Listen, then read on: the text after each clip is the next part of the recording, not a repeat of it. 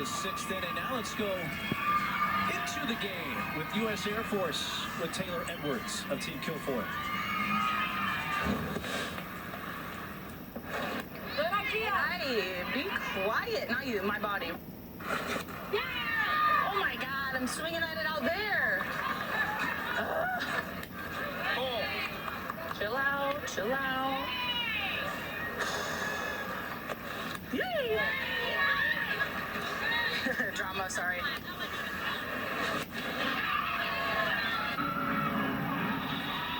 Thank you, God. Having Taylor Edwards mic'd up tonight. Brought a lot of good stuff. It was great to chat with her during the game as well. All right, into the game with U.S. Air Force. New pitcher, Rachel Garcia, takes over for Lexi Kilfoyle. A great relationship between Garcia and Edwards. See her instantly already communicating with Rachel Garcia before that first pitch, giving her little hand signs. Rachel Garcia in her 3rd season from California, played at UCLA, former National Player of the Year. Going to be more upspin with her rise, curve, and screw. That curve backdoor as well, too. 5 scoreless innings for Lexi Kilfoyle. She's going to join us for the chair chat. First, this 2-0 pitch to Skylar Wallace. Lexi, how'd it feel tonight? What was working? What'd you like so much tonight? Honestly, just throwing that drop ball. I mean, it never fails to work for me, especially when I can hit my spots. So Taylor's doing an amazing job mixing behind the plate, and the infield's doing a great job executing. Same with the outfield. Lexi, what made you make this pitching change and pull yourself and put Rachel in? Yeah, I think Rachel can hold it steady, and I think we're really good opposites of one another. So I think she's just gonna come in here, get us 6 outs, and get us out of here. So I was feeling good about the change, and just trying to keep my arm fresh. With your first weekend as a captain, how are you doing things? Nice swing there by Skylar Wallace for the out, but how are you doing things like making the pitching changes and making the lineup? Are you relying more on yourself, or are you relying more on your facilitator and Caroline Hardy? How are you having that all play out? Honestly, a little bit of everything. Caroline's been a great help. I've never had to make a lineup ever in my life, so she's been amazing help with that, and just putting my trust in her. And I think I have a little bit of feedback here and there, so I'll let her know what I'm thinking, and she's always on the same page as me. So we've been working really good together. Caroline Jacobson, by the way, is going to pinch it here for Mia Davidson for Team Wallace. Okay, and it's early, last question, but what do you feel like has been the most challenging part of being the captain? We always talk about the good things, and I'm sure there are a lot of good things, but what do you feel like on your end has been a challenge for you already? I think right now the in-game stuff, so like Taylor got on bases last at bat, and everyone's like, are you gonna run, are you gonna run? I'm like, I don't know who's gonna run. And they're like, Josie, and then they put in Bailey, and I was like, I don't know, somebody make the decision, not me. So I'm not good with the in-game decisions. I need to like think and like process. So I think the older girls have been good about like helping me make those decisions and like leading me in the right direction. So I had a little bit of a panic there that last inning. So, but the other girls were like, calm down, like, you're fine, we'll make the decision for you. I'm like, thank you.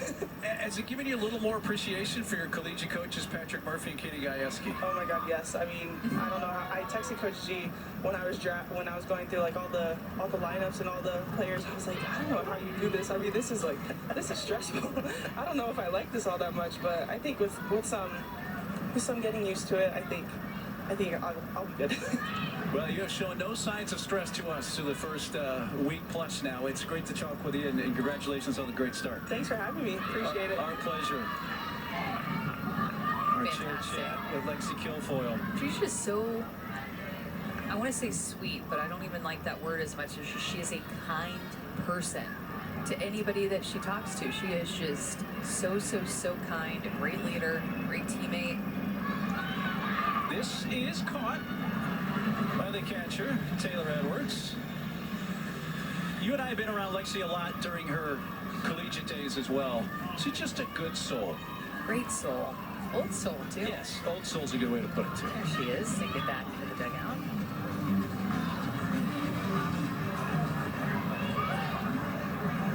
pinch hitter Jacobson.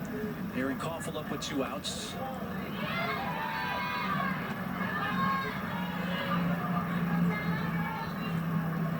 Strikeout and a fly ball to left so far tonight for Aaron Koffel.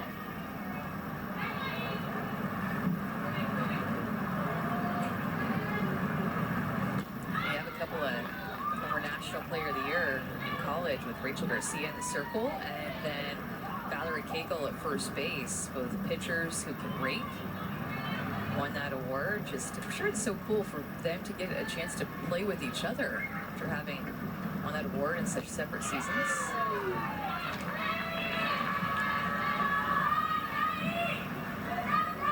Great to watch the two-way players, and I think you and I would both agree for many years watching Rachel Garcia, not only now as Team USA Pro, but her time at UCLA, one of the best two-way players ever. Got to pitch for and hit under Lisa Fernandez, who is also in that category, who was an assistant at UCLA and played at UCLA, and former Olympian herself. I don't think it's any coincidence that Lisa Fernandez was such a great two-way player. And Rachel Garcia turned into that too. There's a strikeout. And that retires the side. Quick inning there for Rachel Garcia. This game going to the 7th. 3-0 Team Kilfoyle. Captains for these teams as we go to the top of the 7th in a 3-0 lead for Team Kilfoyle.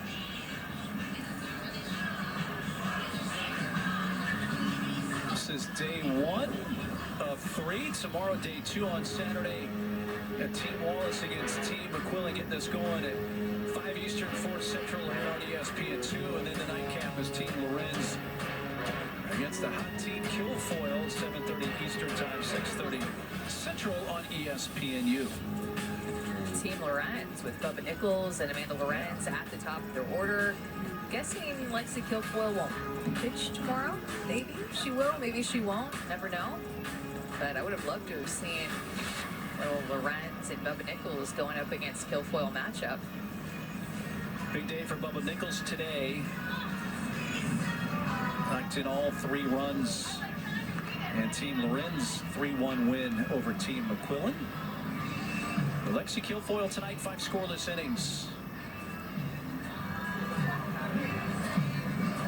Lorenz and Nichols had 5 combined hits today. 5 of the 7 hits were from 1 and 2 in the order.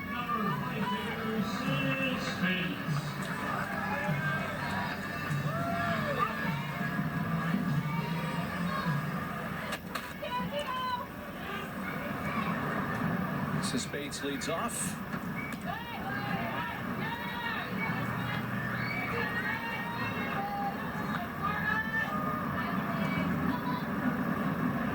Wallace seemed to get a little bit better with the command here as her outing has gone on. Yeah, I think she has. I mean, at least in that top of the 6th inning, she definitely looked like it. See if she can build on what she did in that 6th and bring it into the 7th in terms of that command, but falling behind here 2-0.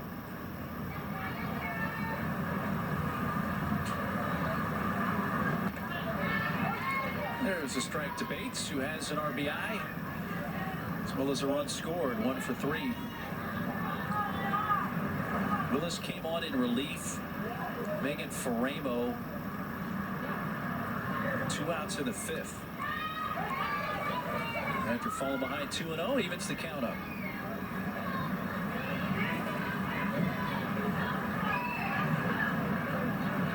Three earned runs allowed by Faramo tonight.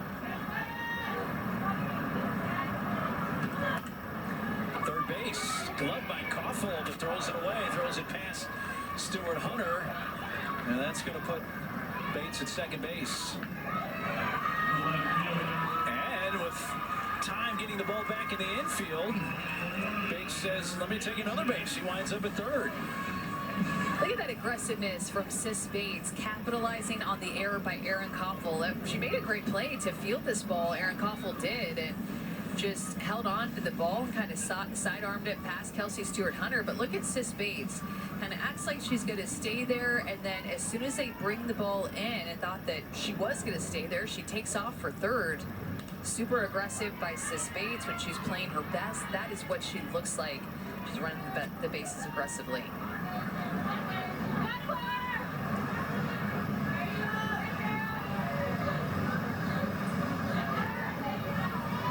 So she's being given credit for a steal of third base, which is a bit of an unusual scoring. I'm assuming they're saying the play was basically over, and then that allowed, she decided to go to third base. It wasn't all one continuous play, because you obviously can't get a stolen base on a continuous play.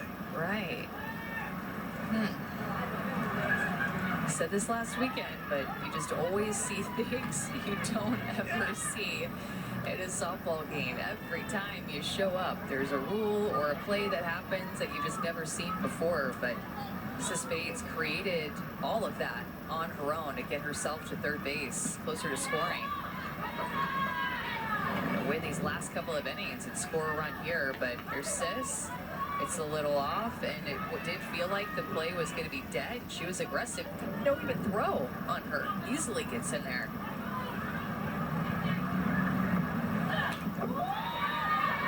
Well, that's the way it's been scored as of now. And like you said, that's something you don't normally see. Well, Bates is at third. Nobody out here. Claire Davidson hitting. Who's had a really good night again. A hit by pitch, a walk, a single, and a run scored, on base all 3 times up. Waits on it and whacks it into right field, and will pick up an RBI. One of those game MVP points in the voting. Claire Davidson's going to get some votes as well. I think so too. She has just been on early this season. It's the 4th time that she's reached in this game, sits back just long enough with her hands, just almost slap that changeup toward the right side. Just kind of keep your feet still and slap it with your barrel to the right side. And hard hit. Also, meant to mention this when Sis was at third base, but Little League World Series starts on Sunday. They're wearing Adidas Sis Bates inspired uniforms and cleats at the Little League Softball World Series. So it's going to be pretty cool. Edwards towers one deep center and out. Home run.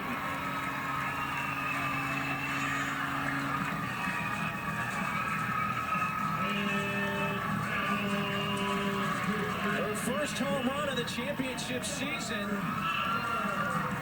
And it's been a 4 RBI game now for Taylor Edwards.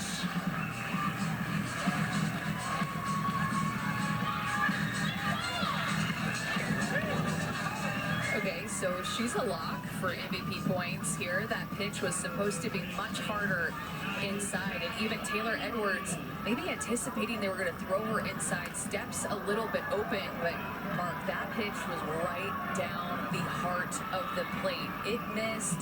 Taylor Edwards sells out for an inside pitch, and something that's coming firm, not going to get fooled by the changeup or look for that pitch. Drives it over the center field wall. It's 230 to center. She hits at 239, 76 miles per hour off the bat, exit velocity. So if this score holds, I guess your big question, if you're a player voting, do you want to give it to the pitcher or her catcher, Folyal or Edwards, for game MVP? If you're for number 1. Well, it's hard. I'm probably going to give it to the pitcher. Savannah has Taylor down below.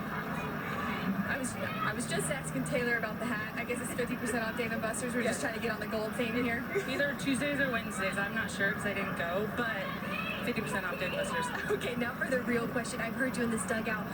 Next at bat, I'm going to get it done. How did you stick with it and they all build up to that swing? Just trusting my confidence and knowing that I am a good freaking hitter. Yeah, you and just executing the plan, seeing the ball, being on time, delivering my barrel to the ball. That's it. You're going to get another opportunity. Keep going and trust that this game is hard and you can succeed. That's all it takes from the mouth of Taylor Edwards. Appreciate you, Tay. Taylor, Savannah, thanks very much.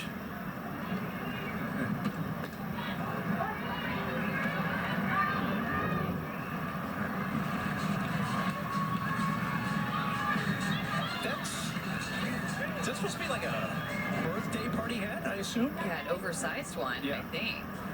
Like, you're the birthday girl or birthday person if you're wearing that one. Everybody else has, like, the smaller gold ones, but that one is for the person. And I thought about it. I'd probably give Taylor Edwards MVP 1. 4 RBIs, 2 extra base hits. Kaylee Harding has her first hit of the night. She's 1 for 4. This team is just playing so loose all throughout their order. And also thanks to Taylor for remembering this is a family show. And she is, yes, a great hitter. Whatever adjective you want to throw in there. Exactly.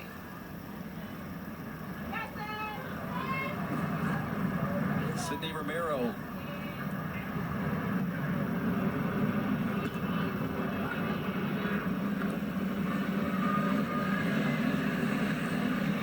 Oh, 3 more runs now here in the top of the 7th. We got Team Kilfoyle threatening to take all the inning points. 2 errors in this game, both from the left side for Team Wallace. Skylar Wallace made one, and Aaron Koffel did as well. Both throwing errors. Both throwing errors, yeah. And Team Kilfoyle capitalizing on those mistakes, but also scoring in 3 different innings. And Willis hits Romero.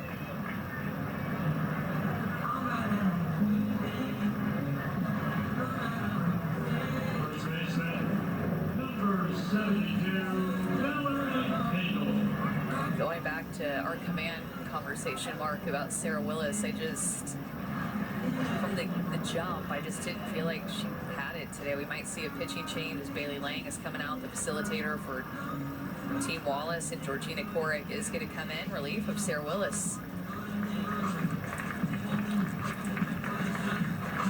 So indeed, Korick will take over in the circle for Team Wallace when we come back. For Team Wallace. Georgina Korick will come in and try to get last 2 outs of this inning and calm some things down for her team.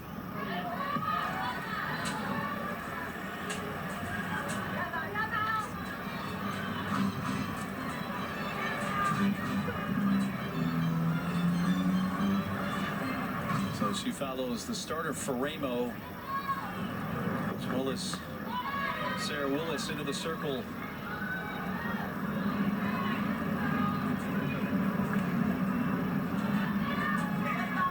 Cagle tonight has struck out, fouled out, grounded out, and strikes out there.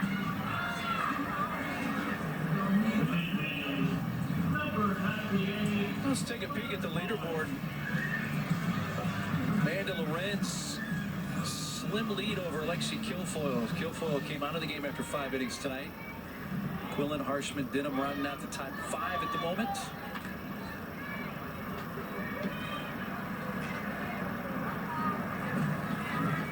Lexi Kilfoyle continuing her impressive professional debut. It's just been a pretty dominant game because of the tone that she set in the circle and then coming out and scoring first in that 3rd inning.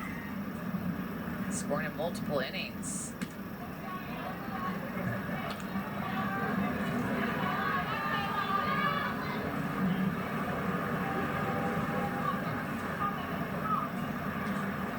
The 2-1 pitch to Kayla Kowalik.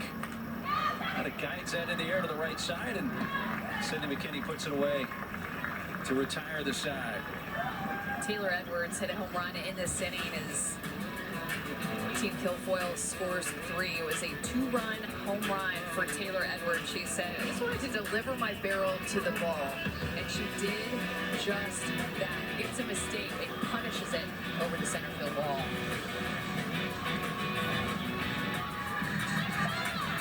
Last chance for Team Wallace, 6-3. Our score as we go to the bottom of the 7th. A pleasant Friday. It's been a great night at Parkway Bank Sports Complex in Rosemont, Illinois. It's a tired Bears fan sitting in that lap.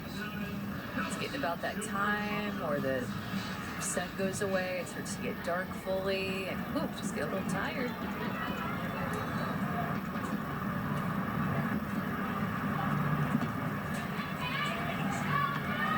Well, Team Wallace needs 4 runs to win the inning to try to salvage so many points here. If they're unable to do that, it would be the 4th game already this year for Athletes Unlimited Pro Softball, with one team sweeping the innings so far this season. And we're just at day 1 of week 2. Interesting. It's crazy. It's been a pretty dominant effort by Team Folyal today.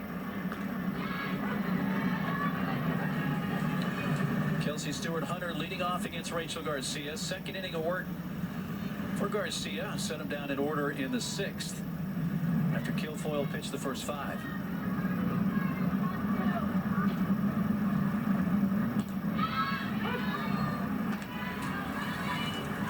It's going to be a tough choice. I think for game MVP, for the player vote after the game, did you say you would lean towards Edwards over Folyal? Yes. Changed my call there. I pick Edwards MVP 1, Folyal MVP 2.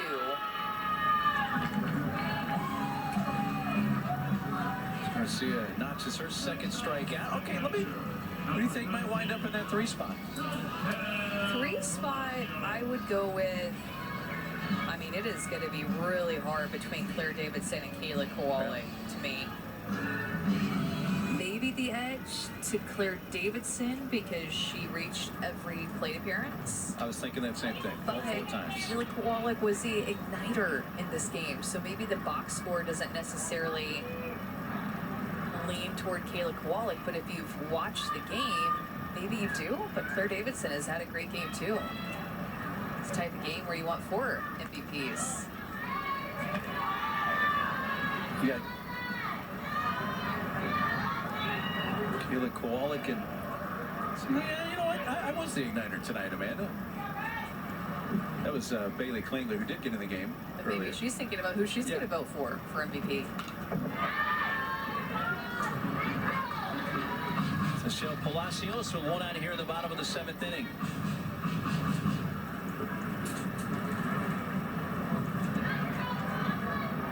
Right now, Amanda Lorenz is in first place, but if Folyal holds on to these last inning points and the win points and MVP points, then she's going to take the lead.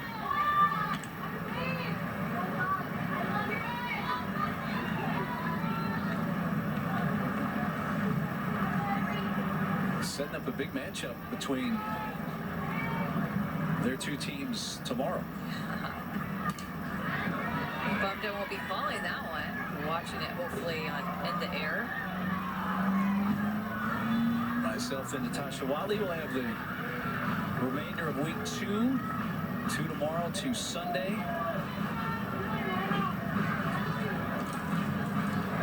You will jet off to Greenville. Actually, you'll jet off to Raleigh and then drive from Raleigh to Greenville, North Yeah, Carolina. that's right. 3-2 pitch for Palacios. And she's aboard. Garcia allows her first base runner a 1-out 7th inning walk to Sachel Palacios. Sachel will take those points if she can get added to her point total late in this game. Every point that you can get at this point, if you're Team Wallace, having no any point wins, and like you won't have a game win. So scoring wise, walk just as good as a hit, plus 10 points.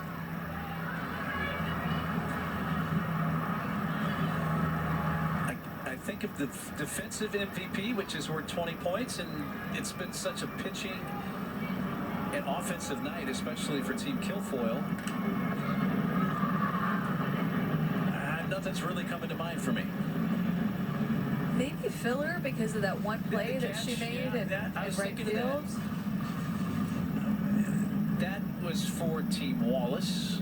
It didn't play a role in the outcome of the game, but it was a difficult play, no question. So maybe on that play alone, she might come away with the defensive MVP in those 20 points. Maybe.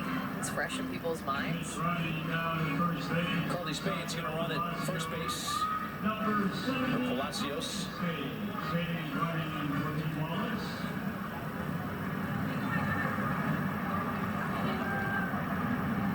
30th pitch. Rachel Garcia's fouled back. 1 ball, 2 strikes on Jalen Alchin. There's Spade, a prolific home run hitter in NCAA history, Miami of Ohio.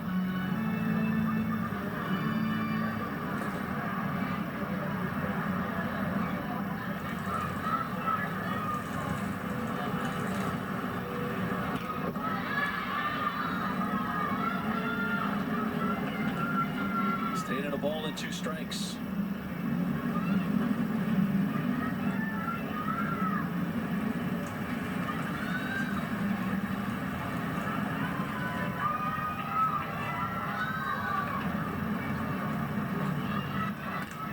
That's fouled back.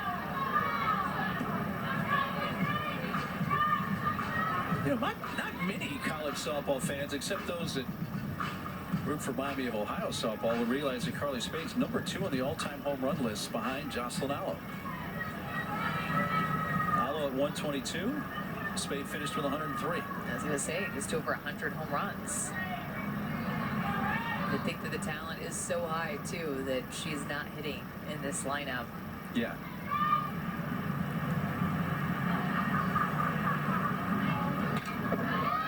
She obviously was one of the 15 players selected in the 2024 AU Pro Softball College Draft. But again, that goes to show you, here's #2 on the all-time home run list. And really hasn't had a whole lot of chances offensively here through week 1 and day 1 of week 2. And she swings big, too. Yeah, we saw her big. in AUX. And they had 2 homers in AUX in her 19 at-bats. Another 1-2 pitch coming to Jadlyn Alchin, and another foul ball. it's a long at bat. A lot of foul balls. It's 8th pitch coming, but I feel like it's like the 12th or 13th pitch coming. Maybe because there's been 6 fouled off pitches In a row. The last 6 have all been fouled off.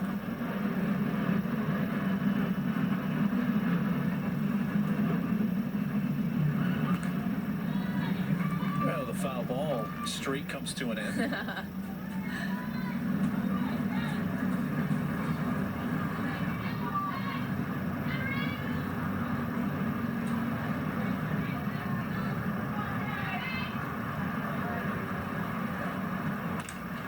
This one put in play, and Romero, the shortstop, wants that and squeezes it. And Team Wallace is down to their final out.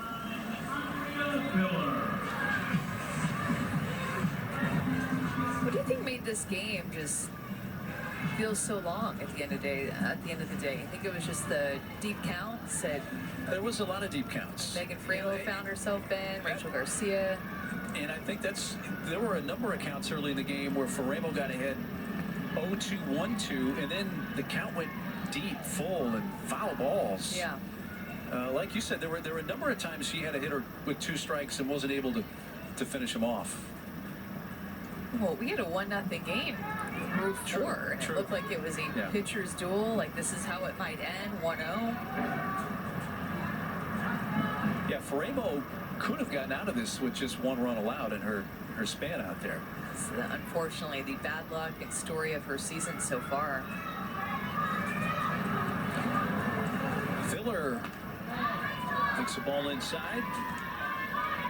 I mentioned perhaps Filler will win game defensive MVP with a catch reaching over the fence and foul ground and right earlier in the game.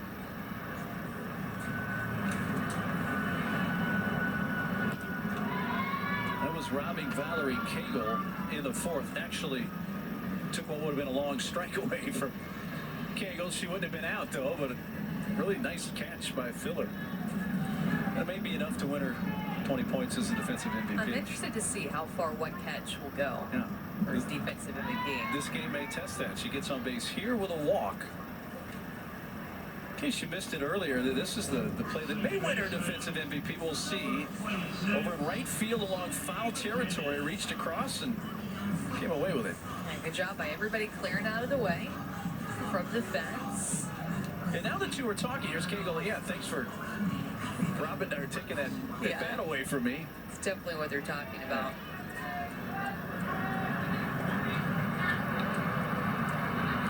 Sydney McKinney with 2 on, 2 outs. Ground ball to short. Romero makes the short toss to second. And that's going to do it. A dominating win for Team Kilfoyle. And they win it 6-0 over Team Wallace. Yeah, Lexi Kilfoyle, another incredible start. She just has been so solid and efficient. Her command and movement has been on point. She gave the start. Rachel Garcia came in, and then Taylor Edwards had herself a day at the plate with 4 RBIs. Claire Davidson and Kayla Folyal also had a great day at the plate. We'll see who slides in there most likely for that 3rd place for MVP points. So let's take a look at the leaderboard that has been updated now with the win points here for Team Kilfoyle. Still the player vote to come with game MVPs, defensive MVP. But right now, Lexi Kilfoyle has crept ahead of Amanda Lorenz atop the leaderboard. They'll play each other tomorrow, so that first game tomorrow will be a big game. Can't wait to watch that one. And I felt like some points were missing. That was inning points that were totaled in. She was at 638. You add the win points, it's another 50 points to get her at 688 total points. And we still have MVP points to give out, which will help her get over that 700 mark. Taylor Edwards, catcher for Team Kilfoyle, big night, especially her last 2 at-bats. For the 2-run double and a 2-run homer, 4 RBIs for her on a big night. But the Lexi Kilfoyle story continues here this summer. That's going to take care of things from here in Rosemont, Illinois. Once again, our final score is Team Kilfoyle 6, Team Wallace nothing. Again, tomorrow it continues 5 Eastern. Team Wallace will face Team McQuillan, part of our doubleheader. For Amanda Scarborough, Savannah Collins, I'm Mark Neely. So long from Rosemont.